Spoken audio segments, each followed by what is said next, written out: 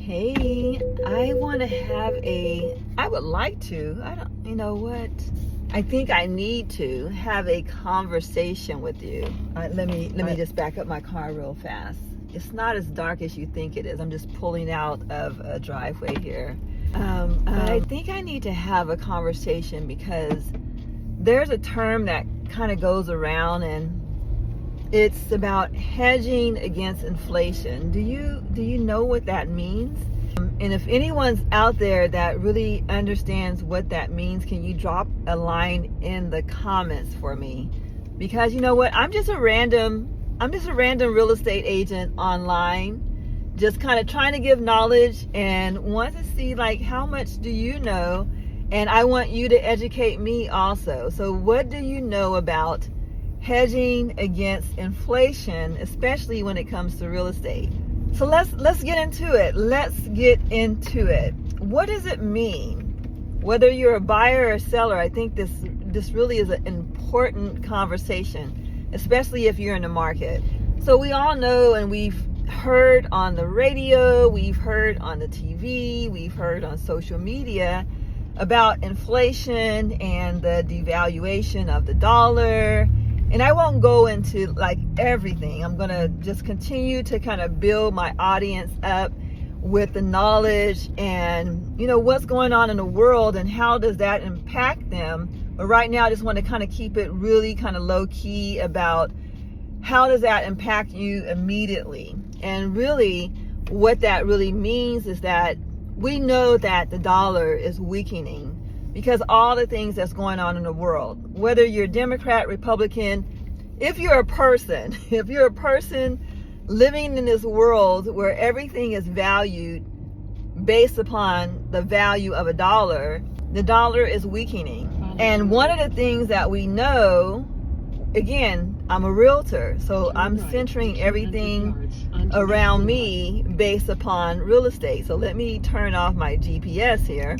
I'm basing everything that I'm saying to you on real estate. You know, I'm not doing stocks and bonds today or anything like that. I'm doing real estate. So the reason why I'm saying this is because we know that for the most part, if you own a house, that house is going to be yours as long as you can make your payment. And it doesn't really matter if the market goes up or down, except for, you know, your job and your ability to pay your mortgage payment, of course. But outside of that, you're still going to own your house. And for the most part, your payment is going to be your payment.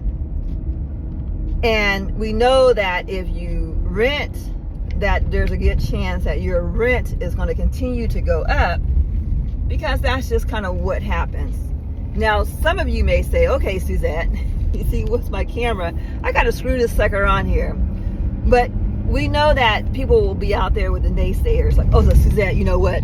If I have wait a minute, may have to change this. But may say, okay, your taxes are going to go up. Yes, those things are going to go up, but they're not going to go up like your rent is going to go up, because that landlord is going to say, hey, I can get some more money, so I'm going to raise things up. I'm going to have to pause for a moment. I had to stop the car because I just wanted to make sure I got this point across about hedging against inflation. So, okay, you have your dollar over here, and we know that the dollar is losing value. You know, it's losing its value. It's like sand, okay? Sand on the beach. The water is like kind of like pulling the sand out to the ocean. You don't really see it. You know, you don't see the sand kind of being washed out to the ocean and it's going kind of out to the abyss. It looks like the sand is just the beach is this beautiful. All this sand is there. You see your bank account, you know, you see money's in there or money's not in there. At least you see your paycheck coming in each week, each month or whatnot. You see this money coming in. And then for some reason, the water, the economy, when you pay for your groceries, when you pay for all these different things, it's just kind of going away. You don't really you know that things are kind of pulling your money out there. It's just like you're going to the beach and you're like, okay, the beach looks pretty. This money looks pretty right there. But it's like all this water is just kind of pulling the sand out. And you don't realize that yes, you're standing on this beach and you have this sand here, but sand is being pulled away, and you don't realize that the government is actually infusing sand on the beach. The sand that you're standing on is not coming back in from the ocean. Maybe some of it is coming back in from the ocean, but for the most part, the government is like putting sand back on that beach so that you can enjoy the beach.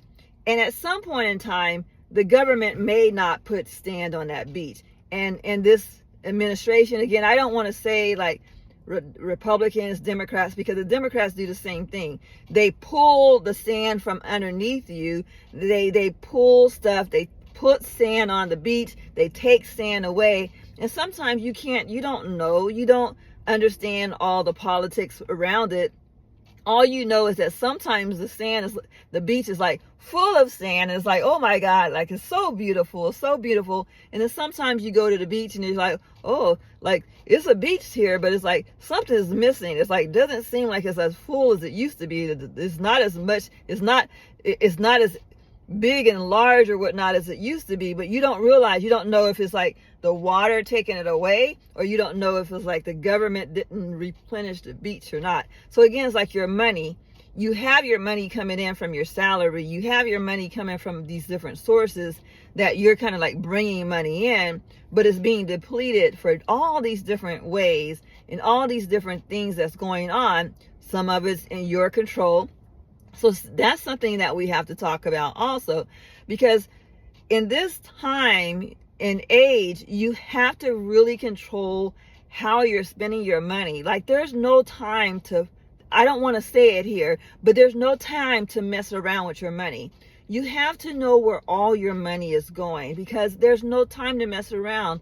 You can't be like, oh my God, like I spent so much money this weekend and I don't know where my money went, because we don't have time for that. Because whether you're buying a house or not, you cannot afford to do that. And especially if you're buying a house, especially if you're thinking about moving up, moving down, retiring, doing anything with real estate, you don't have time for that. You have to figure out where your money is going, because just like the water trickling out, pulling that sand out, the government making different regulations, there's different laws, there's different policies being created. And then now all of a sudden you got a fee for this, you got a fee for that, you got a fee for this, your tax rates go up, your tax rates go down.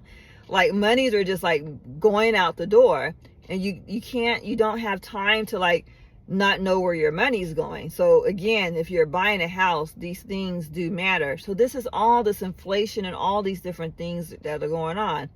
So again, your monies, you have to know where your monies are going, especially if you're looking to purchase real estate. If you're looking to sell real estate and purchase something else, you have to know where your money is going. So how do you hedge against inflation if you're in the market to buy or sell real estate?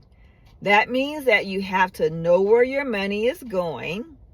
And then you have to, pull the trigger and purchase real estate, because as that beach, the sand is going out, people are replenishing the sand and taking sand away and replenishing. Sand is going out. All these things are happening. You know what's happening to your house when you have it? The house is the house. The house is sitting there. You're coming and going. As long as you're able to have income to pay for your house payment and pay for the upkeep, you're in your house. No matter what's going on in the economy, as long as you can keep the income to pay for all the things that in your house, you can be house poor, but dang, you're going to have a house. Now that's the thing is, some people may say, you know what, I don't want to be house poor. And you know what, this message is not for you. That's fine.